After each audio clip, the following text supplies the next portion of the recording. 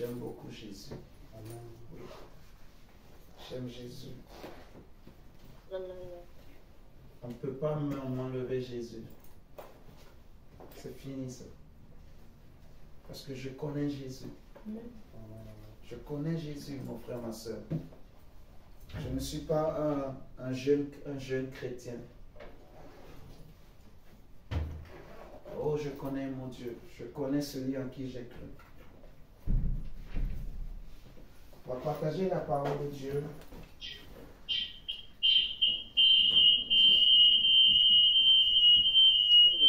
Deux personnes à côté. Il ne faut pas être à côté. Il y a deux personnes qui sont côte à côte en fait. Que quelqu'un aille dans la chambre, un autre. Soit qu'ils utilisent le même téléphone. Ouais, ou alors le même téléphone. Ouais.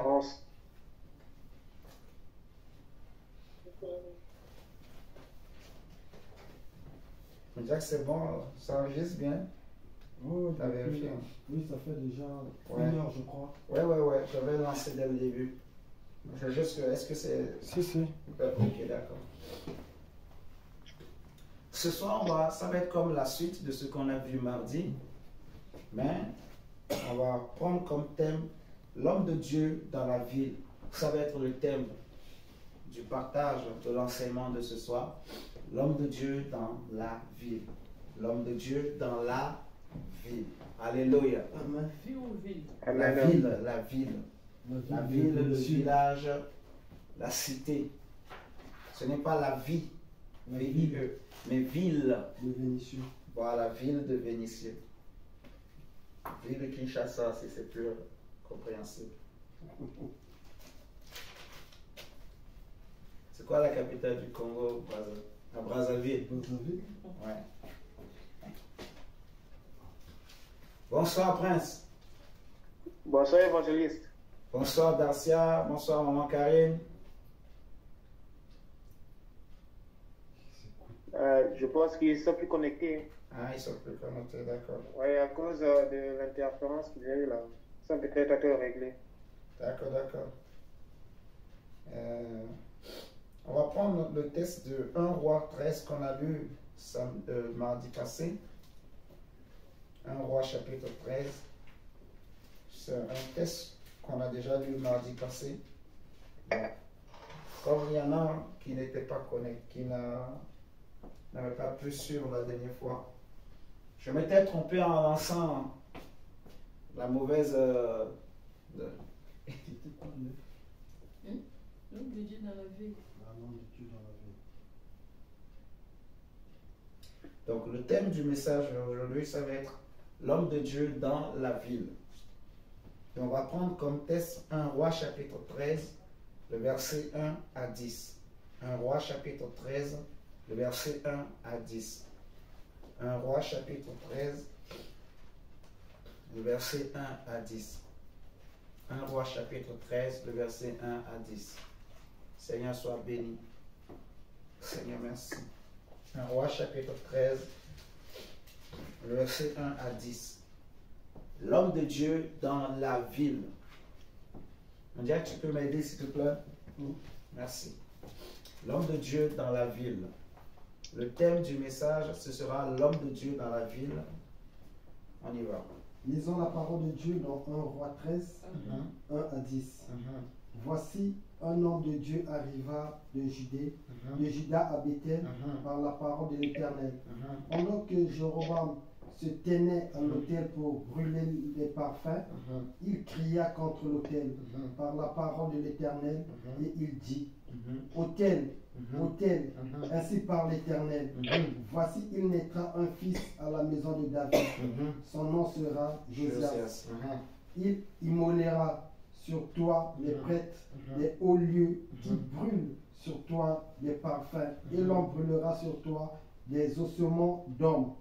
Et le même jour, il donna un signe en disant, c'est ici le signe que l'Éternel a parlé. Alléluia. Voici l'autel se fondra et la cendre qui est dessus sera répandue. Alléluia. Lorsque le roi étendit Lorsque le roi entendit la parole que l'homme de Dieu avait criée contre l'autel de Béthel, il avança la main dessus l'autel en disant « Saisissez-le ». Et la main que Jéroboam avait étendue contre lui devint sèche et il ne put la remener à soi. L'autel se fondit et la cendre qui était dessus fut répandue, selon le signe qu'avait donné l'homme de Dieu, par la parole de l'Éternel. Alors le roi prit la parole et dit à l'homme de Dieu, implore l'Éternel ton Dieu et prie pour moi afin que je puisse retirer ma main. L'homme de Dieu implora à l'Éternel et le roi put retirer sa main qui fut comme auparavant.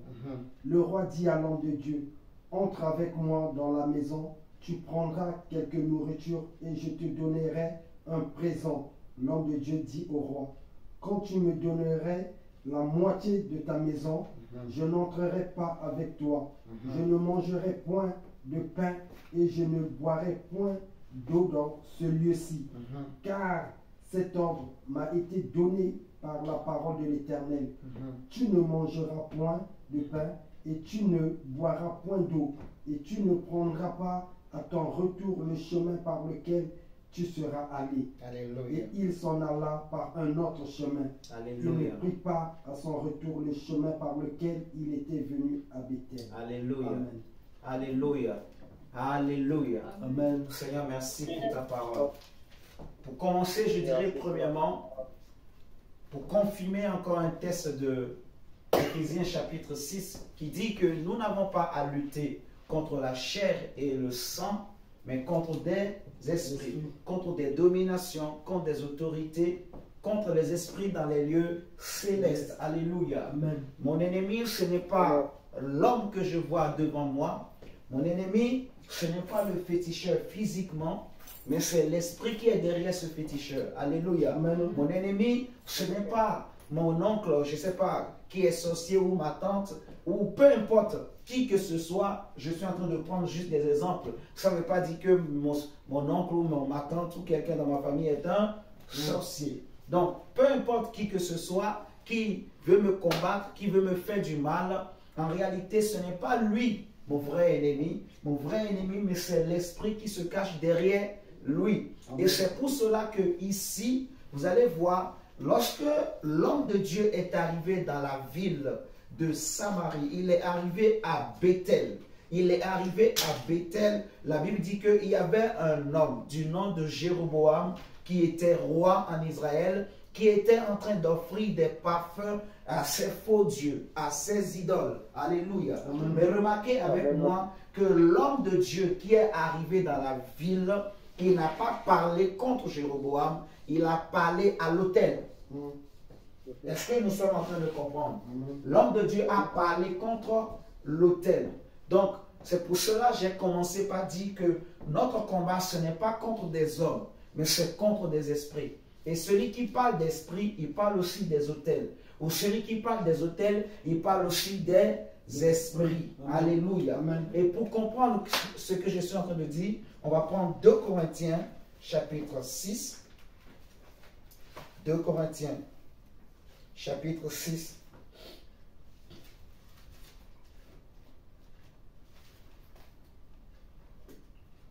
« 2 Corinthiens chapitre 6, le verset 14 nous dit quoi? 2 Corinthiens chapitre 6, le verset 14.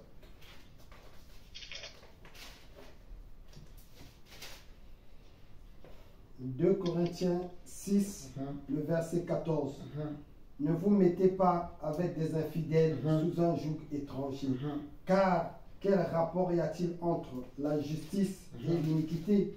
Ou y a-t-il de commun entre la lumière et les ténèbres? » Qu'est-ce qu'y a-t-il de commun entre la lumière et les ténèbres? On continue, on dirait, s'il te plaît. Verset 15. Quel accord y a-t-il entre Christ et Bélial? Quel accord y a-t-il entre Christ et Bélial? Ou quelle part à la fidèle avec l'infidèle? Amen.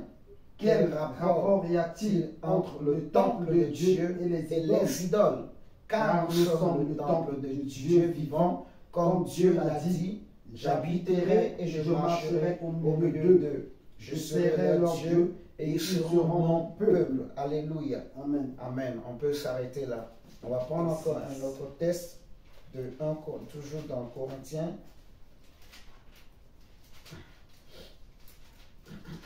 Seigneur, merci. Je sens la grâce de Dieu. Seigneur, merci. On va prendre 1 Corinthiens chapitre 10. 1 Corinthiens chapitre 10. Tout à l'heure, on avait pris 2 Corinthiens 6, 14 à 16. On avait pris 2 Corinthiens chapitre 6, le verset 14 à 16. Maintenant, on va prendre 1 Corinthiens chapitre 10, le verset 18 à 22. 1 Corinthiens chapitre 18, et chapitre 10 plutôt. 1 Corinthiens chapitre 10, le verset 18 à 22. Seigneur, je sens la grâce de Dieu. Seigneur, merci. 1 Corinthiens 10, 18 à 22. Vous voyez les Israélites selon la chair. Ceux qui mangent les victimes ne sont-ils pas en communion avec l'autel? Alléluia. Que dis-je donc? Que la viande sacrifiée aux idoles est quelque chose ou qu'une idole est quelque chose? Nullement. Je dis que ce qu'on sacrifie, on le sacrifie à des démons et non à Dieu. Alléluia. Or, je ne veux pas que vous soyez en communion avec les démons. Alléluia. Vous ne pouvez boire la coupe du Seigneur et la coupe des démons. Alléluia. Vous ne pouvez participer à la table du Seigneur et à la table des démons. Alléluia. Voulons-nous provoquer la jalousie du Seigneur? Sommes-nous plus forts que lui? Amen. Amen, amen, amen, amen. Amen. Le Seigneur Jésus va dire que en réalité, ce n'est pas l'autel n'est pas plus grand que le temple, mais c'est le temple qui est plus grand que l'autel. Parce que c'est le temple qui contient l'autel. Et le temple n'est pas plus grand que celui qui est dans le temple, mais celui qui habite le temple est plus grand que le temple. Alléluia. Parce que s'il y avait personne qui habitait le temple n'aurait aucune valeur spirituelle. Ça veut dire en fait que l'autel dépend du temple et le temple aussi dépend de celui qui habite. Et nous avons lu dans 2 Corinthiens 6 qu'il n'y a pas de rapport entre la lumière et les ténèbres, entre Christ et Bélial. Lorsqu'on parle de Bélial, on veut parler du diable en fait.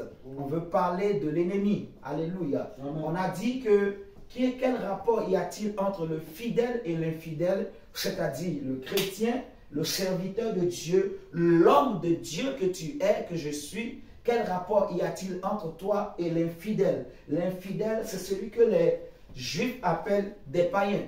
Donc, nous aussi, on était des infidèles. On était infidèles à Dieu à cause des mauvaises pensées qu'on avait. On était infidèles à Dieu, ennemis de Dieu, à cause des œuvres qu'on pratiquait hier. Vous comprenez ce que je dis? On était ennemis de Dieu, en fait. Donc, on était considérés par les Juifs comme des infidèles. Mais aujourd'hui, en Jésus, on n'est plus ennemis de Dieu. La Bible dit que nous sommes maintenant des citoyens du ciel, concitoyens des saints, des gens et des habitants de la maison de Dieu. Alléluia. Et la Bible dit que à tous ceux qui ont reçu Jésus, Dieu leur a donné le pouvoir de devenir enfants de Dieu, lesquels sont nés non de la chair ni du sang, mais de Dieu. Et tous ceux qui sont nés de Dieu, ils ont reçu ce qu'on appelle le Saint-Esprit de Dieu. Donc nous sommes aujourd'hui enfants de Dieu. Nous sommes des ambassadeurs même du royaume de Dieu. Nous sommes ambassadeurs de Dieu sur la terre.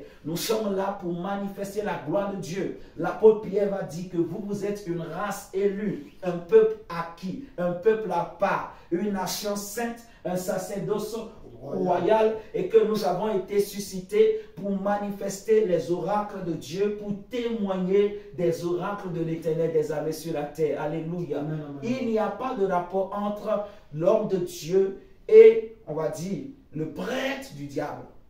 De la même manière qu'il n'y a pas de rapport entre le temple de Dieu et les idoles. Vous voyez, il n'y a pas de rapport entre les deux. Et là, Paul va dire que, en réalité, ce qu'on sacrifie dans les temples du monde, on le sacrifie à des démons, à des esprits. Vous voyez, C'est pour cela que je disais au début que, premièrement, notre combat, ce n'est pas contre des hommes, mais c'est contre des esprits.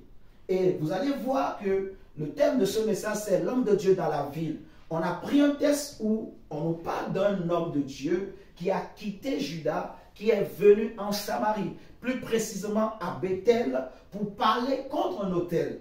Mais devant cet autel, il y avait un homme. Et en fait, peu importe l'homme qui était devant l'autel, ce qui me dérange, ce qui m'intéresse, ce que Dieu m'a mis dans le cœur pour ce soir, c'est que, comme j'avais dit le mardi passé, dans cette ville de Samarie, il y avait déjà des prophètes, mais qui ont échoué.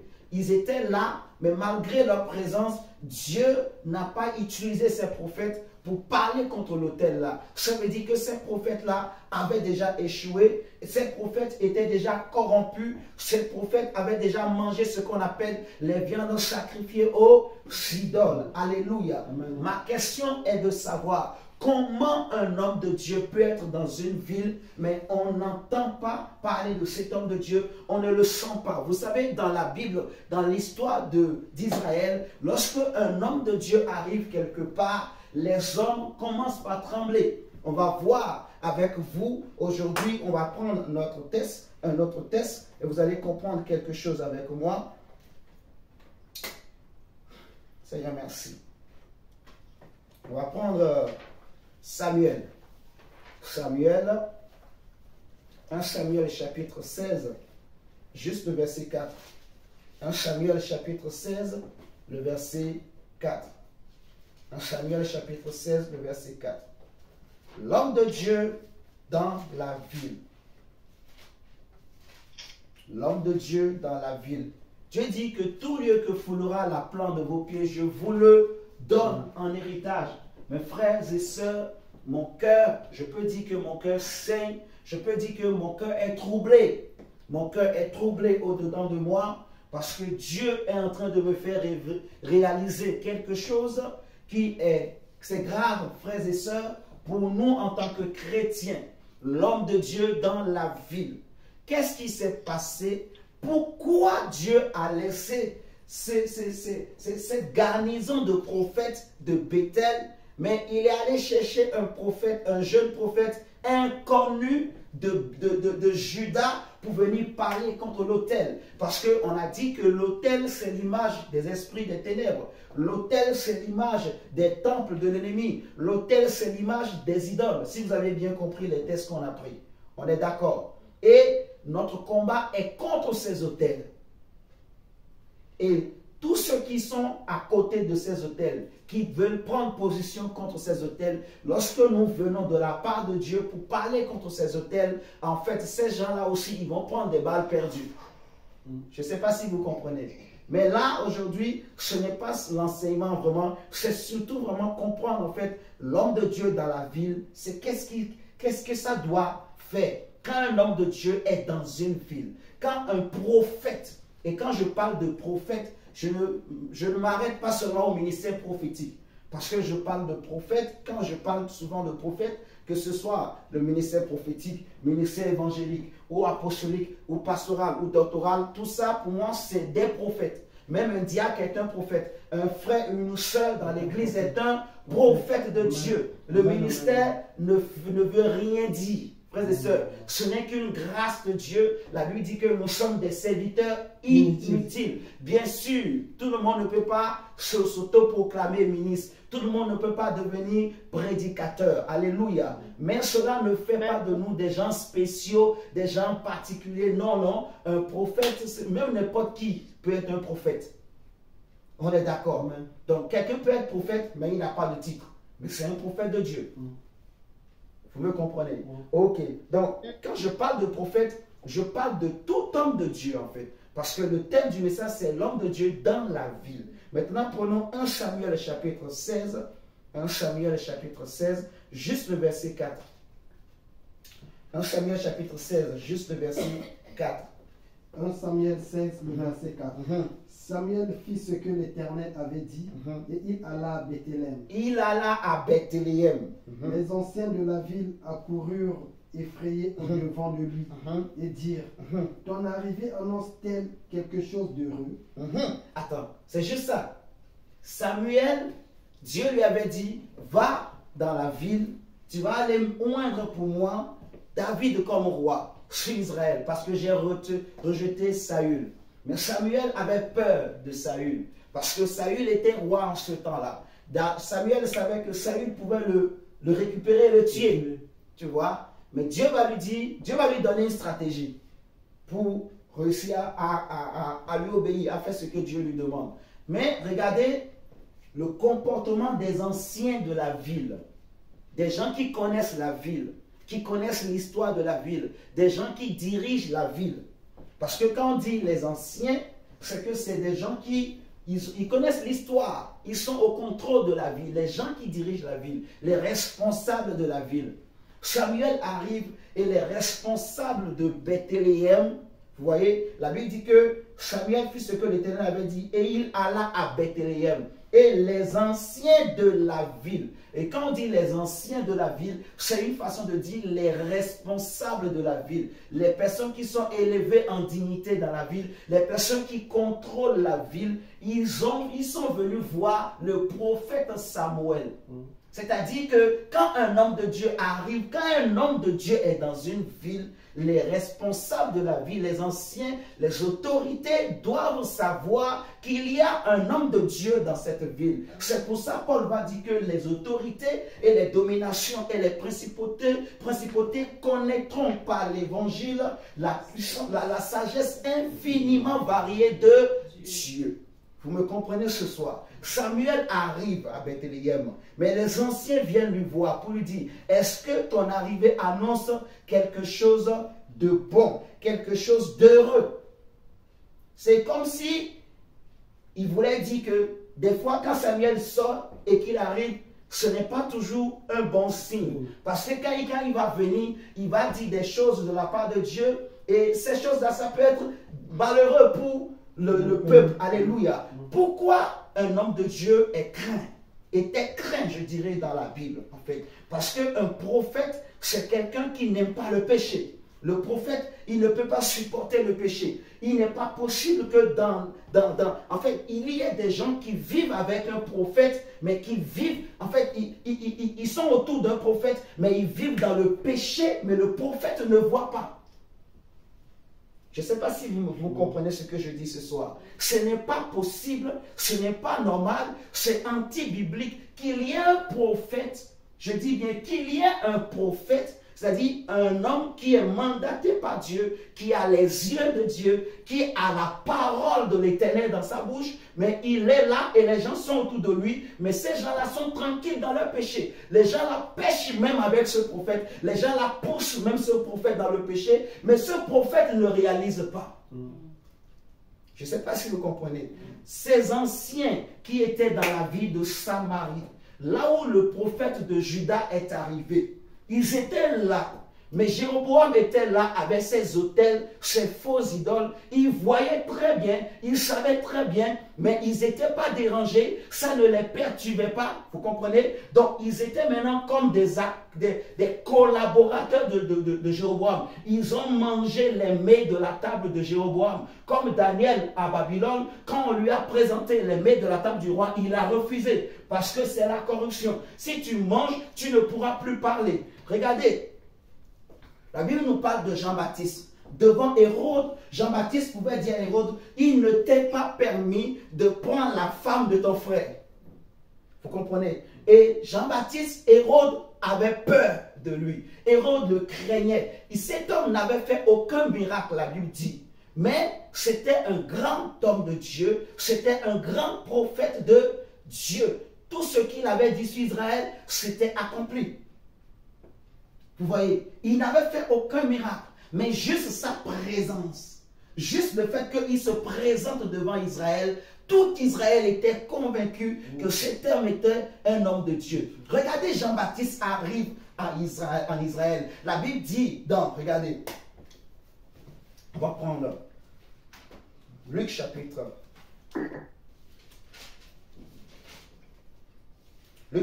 3, à partir du verset 1. Luc chapitre 3, à partir du verset 1. Ce n'est pas possible qu'un homme de Dieu soit dans une ville et que les gens qui sont autour de lui, ils vivent dans le péché, mais l'homme de Dieu ne voit pas. Non. Il y a encore un travail à faire. Comment les choses doivent se passer, en fait? Quand il y a des gens qui entourent un homme de Dieu, ces gens-là ne peuvent pas pratiquer le péché. Ces gens-là ne peuvent pas vivre dans le péché et être tranquille et être à l'aise. Ce n'est pas possible. Alléluia. On ne donne que ce qu'on a. C'est ce que la Bible dit. Ce n'est pas possible que, comme je suis là, vous m'entourez, mais vous pratiquez, je ne sais pas, vous masturbez, les gens font des pratiques dans les ténèbres. Ce n'est pas possible, Dieu va révéler. Et l'onction qui est en moi va me mettre mal à l'aise.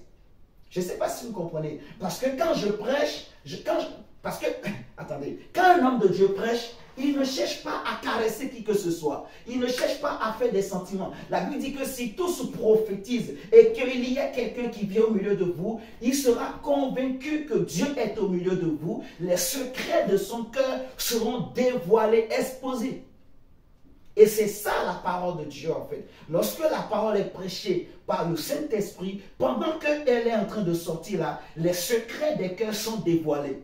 Et chacun prend sa part, chacun a peur, chacun tremble. Vous comprenez? Parce que la parole de Dieu, il est écrit, elle est puissante. Vous voyez? Plus tranchante qu'une épée à deux tranchants pour séparer l'âme et l'esprit, pour séparer jointure et moelle. Regardez Luc chapitre 3. La Bible dit, la 15e année du règne de Tibère César, lorsque Ponce Pilate était gouverneur de la Judée, peut-être ça va couper, je ne sais pas, dans 5-8 minutes. Lorsque Ponce Pilate était gouverneur de la Judée, Hérode tétrarque de la Galilée, son frère Philippe tétrarque de l'Ithurée et du territoire de la Traconite, Lysanias tétrarque de l'Abilène, et du temps des souverains sacrificateurs Anne et Caïphe, la parole de Dieu fut adressée à qui? À Jean, fils de Zacharie, dans le désert. La parole de Dieu fut adressée à Jean, fils de Zacharie, dans le désert. Alléluia. Amen. Et il alla dans tout le pays des environs du Jourdain, prêchant le baptême de repentance pour la rémission, alléluia, Amen, des péchés, selon ce qui est écrit dans le livre des paroles d'Ésaïe le prophète. C'est la voix de celui qui crie dans le désert, préparez le chemin du Seigneur, aplanissez ses sentiers. Toute vallée sera comblée, toute montagne et toute colline seront abaissées, ce qui est tortueux sera redressé et les chemins raboteux seront aplanis. Et toute chair verra le salut de Dieu. Mes chers amis, Jean-Baptiste, la présence de Jean-Baptiste, en fait, il suffisait, sa présence était suffisante pour convaincre tout Israël qu'un prophète était au milieu de nous. Alléluia. Dieu va dire à Ézéchiel que le peuple t'écoute ou qu'il t'écoute ou pas, mais ils sauront qu'un prophète est né au milieu de vous. Un prophète est au milieu de nous. Un homme de Dieu est au milieu de nous. Regardez Jean-Baptiste. Il n'avait pas beaucoup de messages. Il n'avait pas beaucoup de choses à dire. Mais tout ce que Jean-Baptiste disait, ça amenait les gens à la repentance. Alléluia. Les gens qui vivaient dans le péché, ils étaient convaincus. Les gens qui entouraient Jean-Baptiste, les gens qui l'approchaient, ils l'approchaient parce qu'ils voulaient se repentir. Ils l'approchaient parce qu'ils voulaient être sauvés. Ils l'approchaient parce qu'ils voulaient fuir même la colère de Dieu. Même les pharisiens, eux-mêmes, ils sont venus voir Jean-Baptiste pour se faire baptiser. Parce que eux aussi, ils voulaient fuir la colère de Dieu à venir. Même si Jean-Baptiste va les reprendre encore. Il n'a pas dit c'est des chefs. Il a dit race de vipères. Vous voyez, la manière dont Jean-Baptiste leur a parlé, il les a repris. Et tout le monde savait que cet homme, c'est un homme de Dieu. Tout le peuple était convaincu.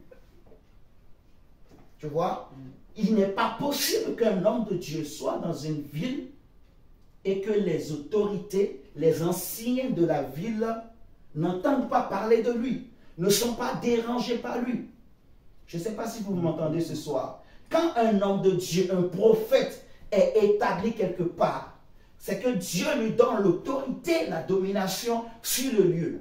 Et les autorités spirituelles, les autorités qui dirigent la ville, ils savent que dans cette ville-là, il y a un chef, il y a une étoile, il y a une lumière qui vient d'entrer, il y a un prophète qui est ici, qui est au milieu de nous. Il y a un homme qui craint Dieu, un homme qui est saint, parce qu'un homme de Dieu, c'est un homme saint.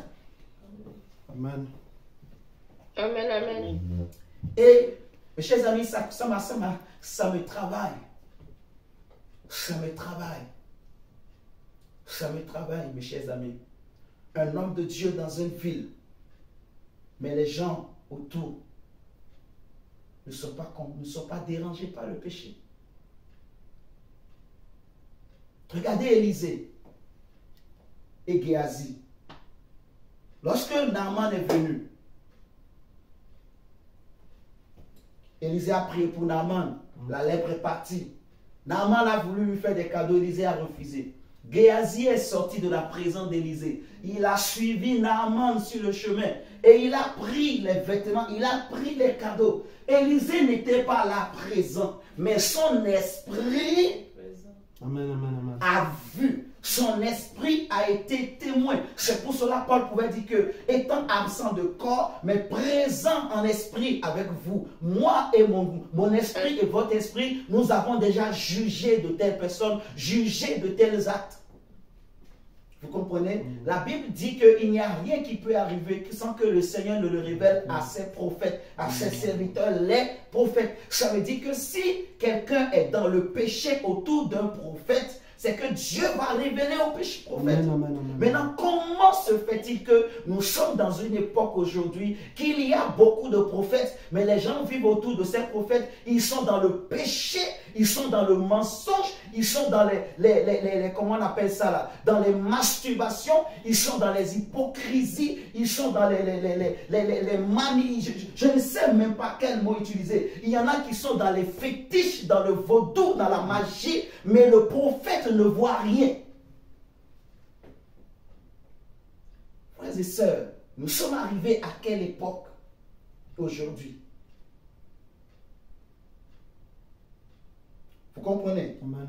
Nous sommes arrivés à quelle époque aujourd'hui? Ça doit nous interpeller. C'est le temps de la fin. L'homme de Dieu est là pour parler contre les esprits. Les esprits là doivent savoir qu'il y a un homme de Dieu dans cette ville. On a vu Samuel, on voit Élisée. Élisée et le... Regardez, 2 Rois chapitre 2. Là j'ai parlé d'Élisée et de Géasi. Mais regardez 2 Rois chapitre 2, le verset 2.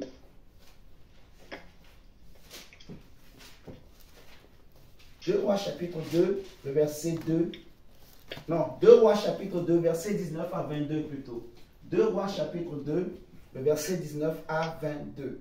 La Bible dit, les gens de la ville vinrent dire à Élisée, voici, le séjour de la ville est bon, comme le voit mon Seigneur, mais les eaux sont mauvaises et le pays est stérile.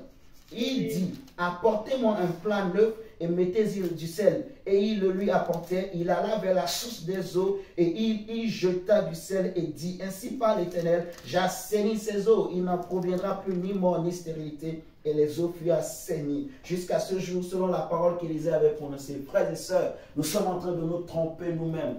Nous sommes en train de nous séduire nous-mêmes. Nous voulons une gloire, mais nous ne sommes pas prêts à payer le prix pour cette gloire. Nous voulons être comme les hommes de Dieu de la Bible, mais nous ne sommes pas prêts à payer le prix qu'ils ont payé en fait. Nous voulons juste qu'on nous appelle hommes de Dieu, prophètes, pasteurs, apôtres, évangélistes, peu importe tout ce que nous voulons. Mais nous ne sommes pas prêts à payer le prix en fait.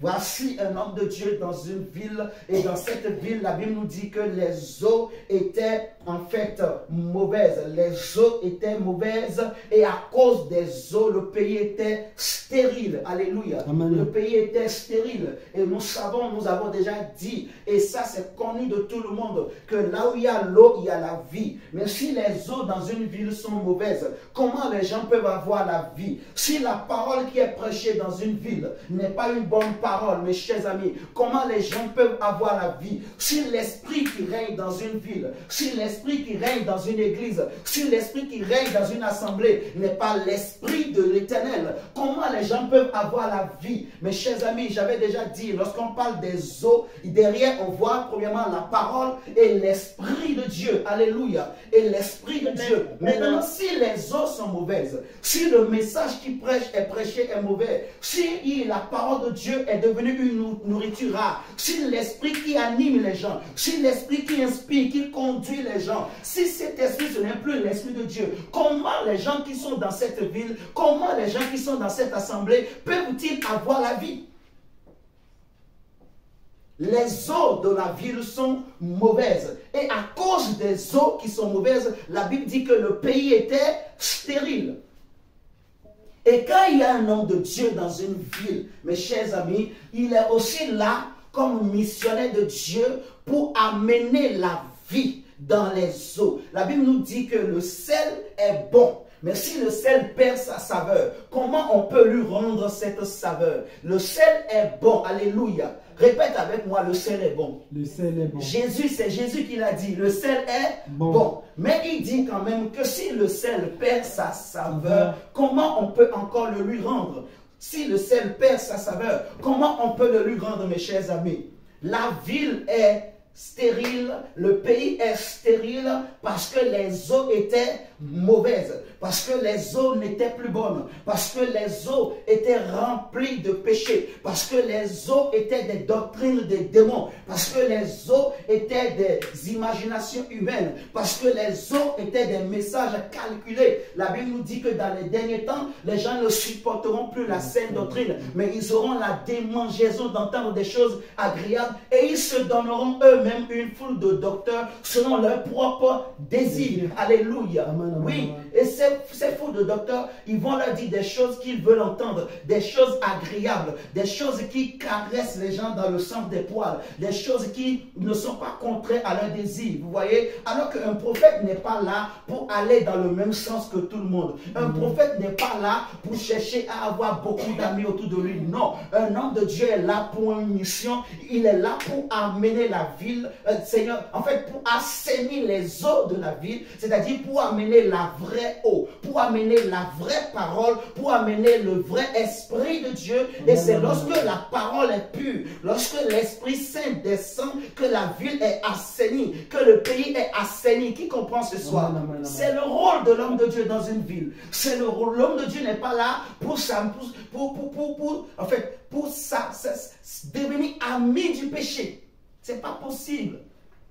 Et quand la parole de l'Éternel est dans la bouche de quelqu'un, parce que regardez, on a lu dans ce texte qu'on a lu dans 1 Roi 13, on nous dit que l'homme de Dieu va dire, voici le signe que l'Éternel a parlé. Voici le signe que l'Éternel a parler. C'est-à-dire que lorsque l'Éternel met sa parole dans la bouche de quelqu'un, les signes accompagnent la parole de l'Éternel. Dieu dit dans Isaïe que ma parole qui sort de ma bouche, comme la pluie qui descend du ciel et qui arrose la terre, qui fait féconder, qui fait germer, ainsi en est aussi de ma parole qui sort de ma bouche. Elle ne retourne pas à moi sans effet, sans avoir fécondé, sans avoir arrosé, sans avoir fait germer. Donc la parole de l'Éternel s'accompagne toujours de signes pour que les hommes croient, pour que les hommes soient convaincus. Et les signes là, ça peut ne pas être des paralytiques qui vont marcher, mais les signes là vont être la crainte de Dieu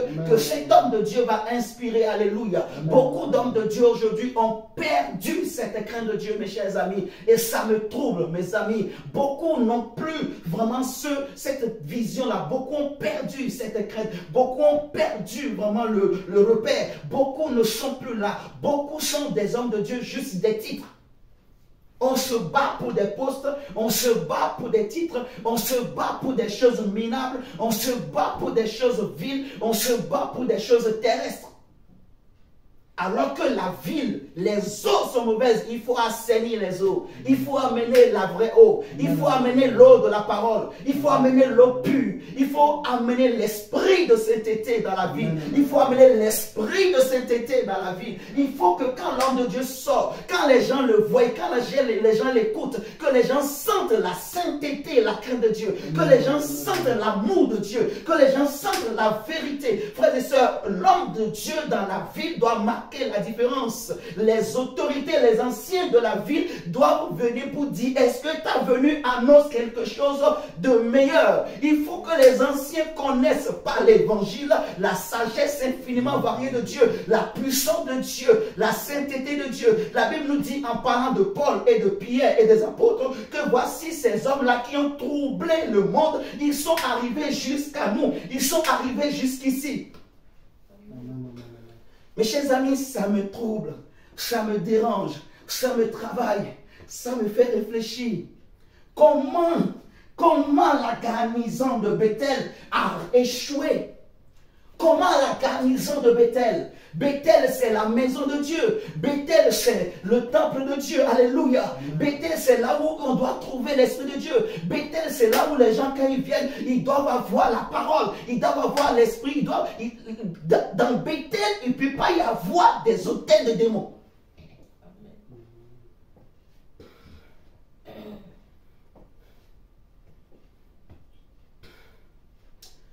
Ah, Seigneur.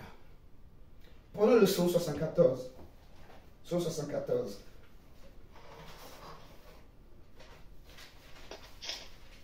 Mes chers amis, la sainteté, la crainte de Dieu. Comme le diacre disait la dernière fois, nous devons beaucoup lire, beaucoup prier, nous sanctifier et craindre le Seigneur. Alléluia. Craindre Dieu, mes chers amis. Amen. Et ne disons jamais, moi je suis une femme, moi je suis un homme. Tu dois craindre Dieu, te battre. Tu peux prier plus qu'un homme. Dieu peut t'utiliser même plus qu'un homme. Alléluia.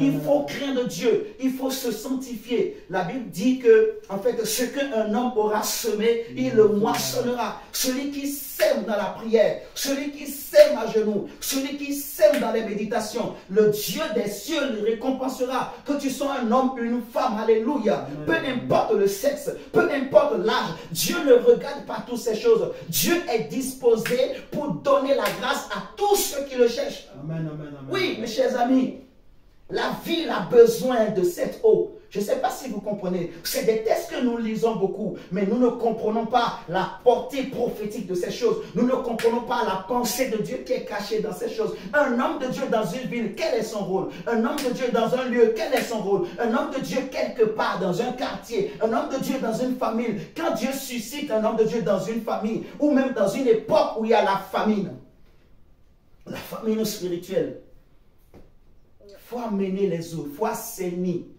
Il faut assainir. Qui comprend ce soir? Prenons le psaume 74. Psaume 74 à partir du verset 3.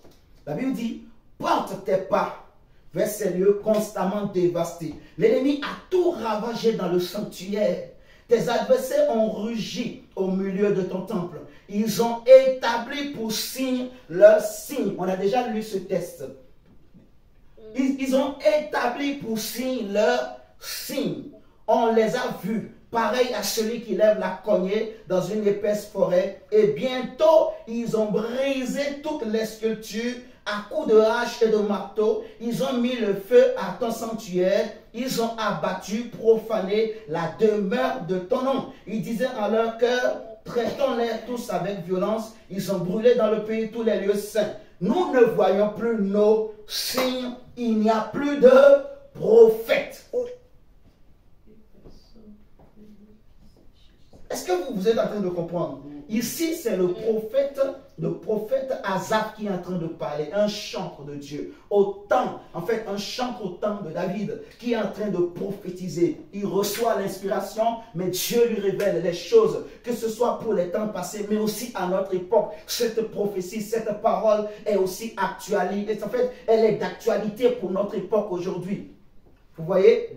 la Bible dit, nous ne voyons plus nos signes, il n'y a plus de prophètes. Et personne parmi nous qui sache jusqu'à quand. Jusqu'à quand? Jusqu'à quand les eaux seront mauvaises? Jusqu'à quand les prophètes dormiront? Jusqu'à quand les prophètes refuseront de se lever? Jusqu'à quand les prophètes refuseront de se repentir? Jusqu'à quand les prophètes continueront à s'entêter devant le Seigneur? Dieu ne fait acception de personne. Ce n'est pas le titre qui sauve, chers amis. Oui. Alléluia. Amen, amen. Personne parmi nous qui sache jusqu'à quand. Tu vois, la Bible dit, ils ont détruit nos signes. Ils ont établi leurs signes. Tu vois, et c'est ce qui s'est passé à Samarie. À coups de hache et de marteau, ils ont détruit les signes. Quand on parle des signes, c'est les signes de Dieu, c'est les autels de Dieu, c'est les signes des prophètes, c'est les signes que Dieu établit lui-même. Quand on parle des signes, en fait, on avait déjà enseigné, les signes, c'est des hommes.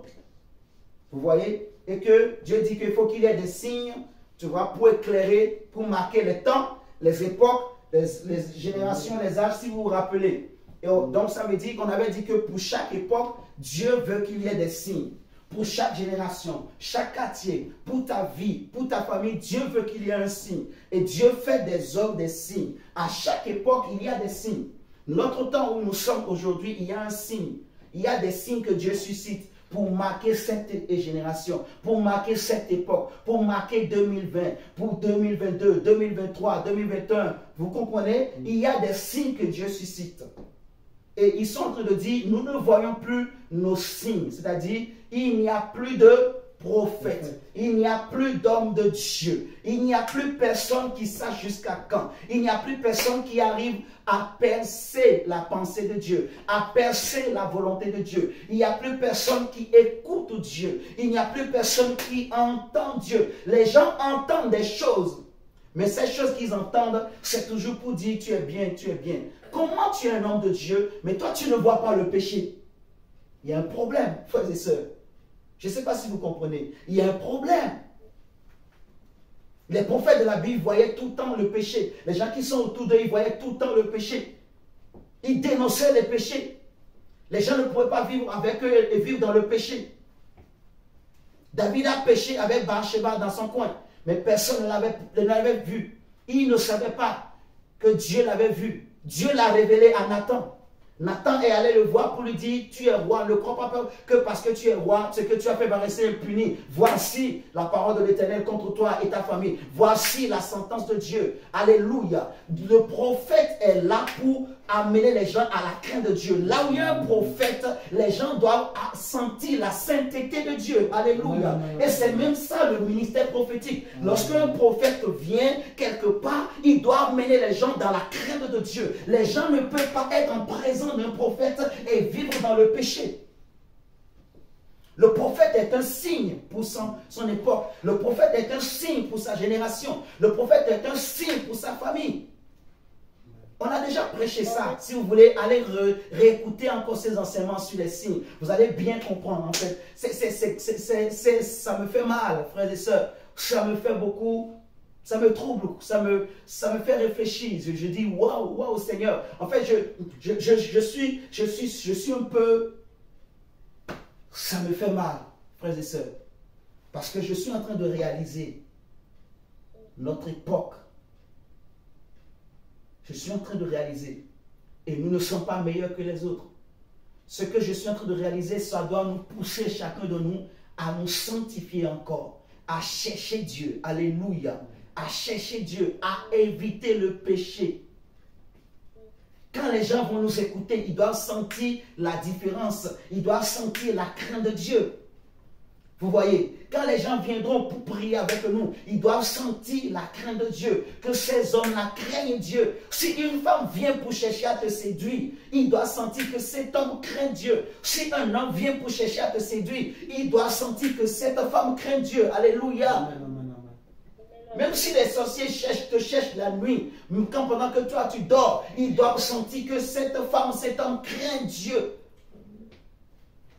Parce que quand tu es un prophète et tu crains Dieu, Dieu te révèle tout. Même ce que les gens planifient contre toi la nuit quand tu dors, Dieu va te les montrer, tu vas les voir, tu sauras. Regardez Jean-Baptiste comme on a lu dans Luc chapitre 3, même dans Matthieu chapitre 3, on le voit également. Regardez Jésus, Matthieu chapitre 4. Regardons Matthieu chapitre 4. Oh Seigneur. Matthieu chapitre 4. Ça me fait pleurer, frères et sœurs. Matthieu 4, versets 17 à 25. Dès ce moment, Matthieu chapitre 4, verset 17 à 25.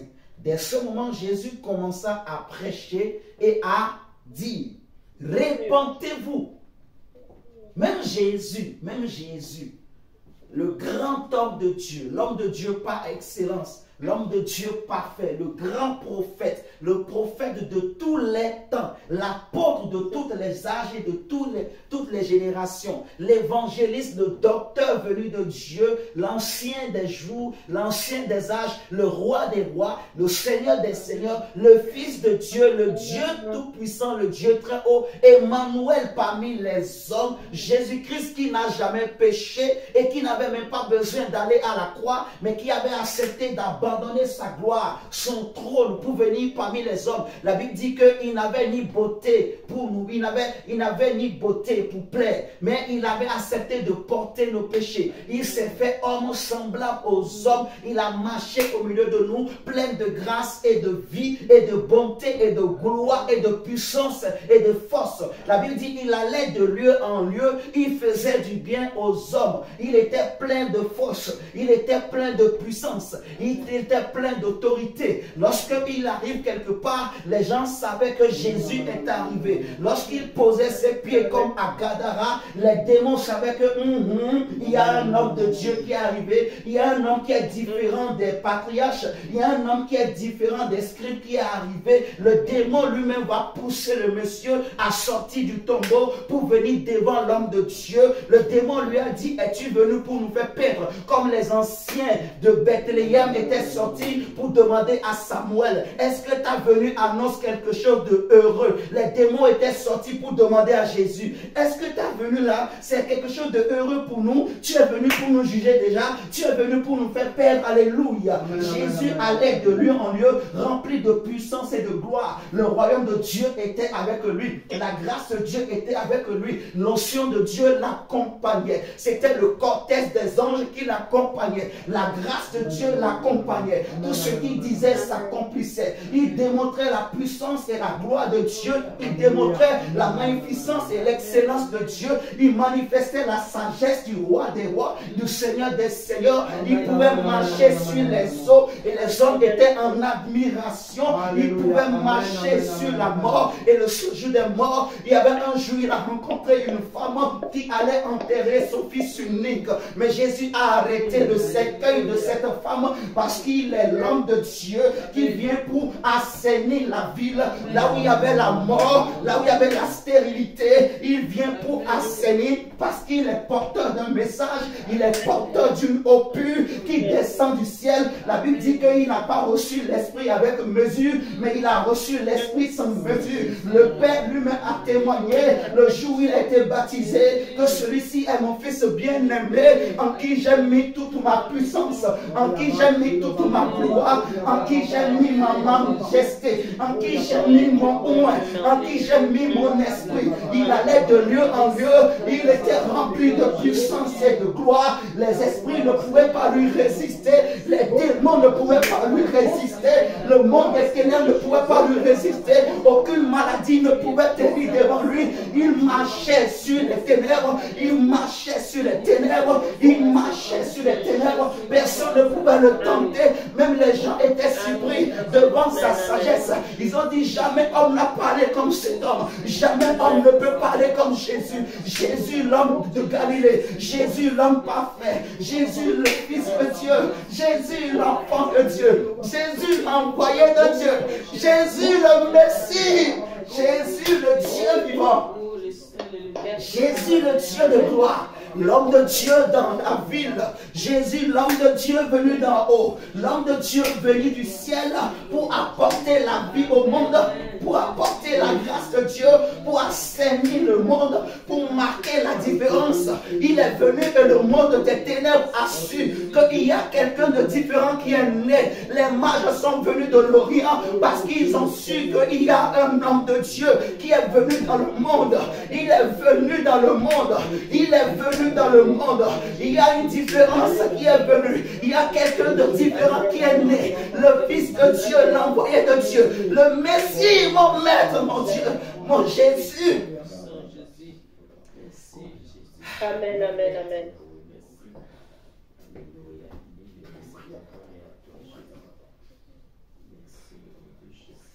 Jésus. Jésus. Jésus. Jésus. Jésus. Il allait de lieu en lieu. Il faisait du bien aux hommes. Il parlait. Et les choses changeaient.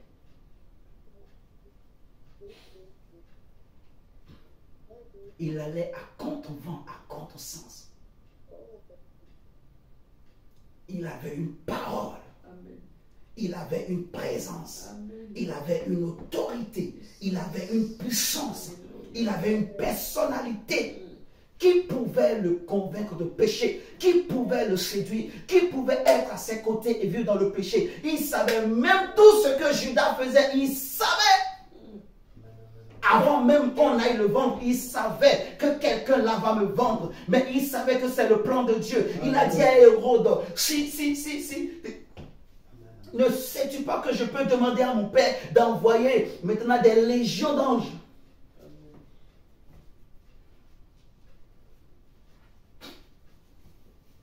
Jésus, il disait, répentez-vous, frères et sœurs. C'est-à-dire que sa présence amenait les gens à la sainteté, à la crainte de Dieu. À la crainte de Dieu. Avant les miracles, la crainte de Dieu. Les miracles, ok. La puissance de Dieu, ok. Les délivrances, ok. Mais la crainte de Dieu, lorsque l'homme de Dieu posait ses pieds dans une ville, il amenait les gens à la repentance. Les gens ne pouvaient pas travailler avec lui et demeurer dans le péché. Parce que le Dieu qu'il sert révèle le cœur des gens qui sont avec lui. Le Dieu que le prophète sert révèle les choses cachées. La parole de l'Éternel dans sa bouche amène les gens à la repentance, amène les gens à la conversion. Amen, amen. La Bible dit, comme il marchait le long de la mer, il vit deux frères. Simon. Matthieu chapitre 4, verset 17. À partir du 17. Là, je suis au verset 18. Simon appelait Pierre et André son frère qui jetaient un filet dans la mer. On va même lire à partir du verset 23.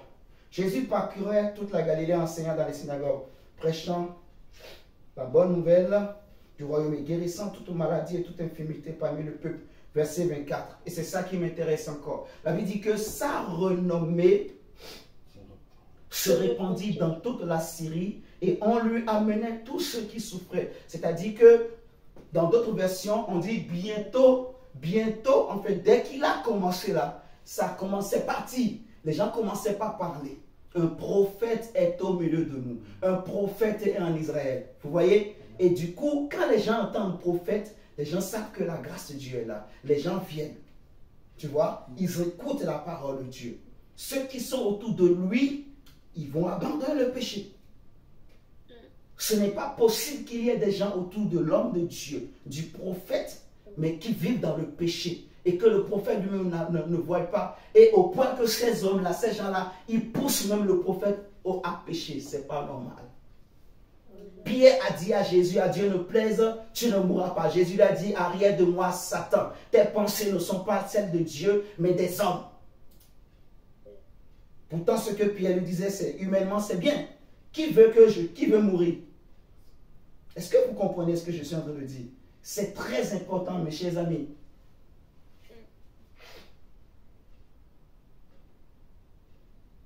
On va prendre le psaume 41,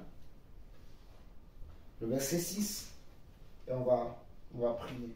On va remercier le Seigneur simplement. On va dire, Seigneur, je ne veux pas être un homme de Dieu comme tout le monde. Je veux être un homme de Dieu différent. Je veux être un homme de Dieu différent. Je veux, Seigneur, que là où je suis, que les eaux soient assainies. Je veux être porteur d'une eau pure, d'un esprit saint. Je désire que là où je prie, les gens qui sont autour de moi, qu'ils ressentent la sainteté, qu'ils ressentent la gloire de Dieu et la crainte de Dieu, la sainteté de Dieu. On va prendre le psaume 41. On va lire du verset 6 à 14. La Bible dit, mes ennemis disent méchamment de moi, quand mourra-t-il, quand périra son nom? Si quelqu'un vient me voir, il prend un langage faux. Il recueille des sujets de médit, il s'en va et il parle au dehors. Tous mes ennemis chuchotent entre eux contre moi. Ils pensent que mon malheur causera ma ruine.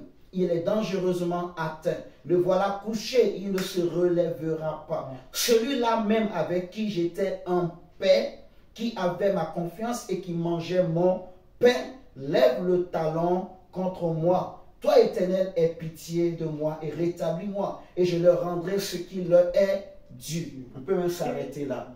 Ce qui m'intéresse là, il dit, celui-là même avec qui j'étais en paix, qui avait ma confiance, qui mangeait mon pain, lève le talon contre moi. Voilà. C'est pour ça David dira en fait que mes ennemis qui je connais, les ennemis qui sont du dehors, Seigneur, moi-même je vais m'en occuper. Mais ceux qui sont à l'intérieur, ceux que je ne vois pas, mais qui ne m'aiment pas, Seigneur, occupe-toi d'eux. Vous comprenez? Et c'est ça en fait. Si vous vous rappelez mardi ce qu'on avait parlé, le jeune prophète et le vieux prophète, vous voyez ce que le vieux prophète a fait au jeune prophète.